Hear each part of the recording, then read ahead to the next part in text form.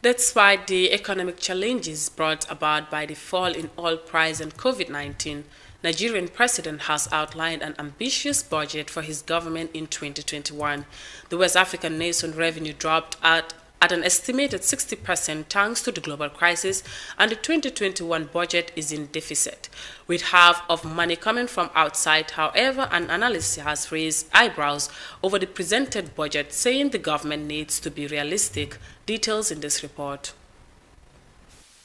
It's an ambitious budget and comes at a time when Nigeria's revenue has dropped by an estimated 60% as a result of the fall in oil prices and the headwinds from the COVID-19 pandemic. And the president did not try to play down on the difficult road ahead while presenting the budget before a packed House of Parliament. The Nigerian economy is currently facing serious challenges, with the macroeconomic environment being significantly disrupted by the coronavirus pandemic. GDP growth is projected to be negative in the third quarter of this year. As such, our economy may lapse into the second recession in 4 years, with significant adverse consequences. Like that of 2020, the 2021 budget is a deficit one, as almost half of the funding would have to come from borrowing. 2021 budget deficit, inclusive of government-owned enterprises and projected loans, is projected at 5.2 trillion naira.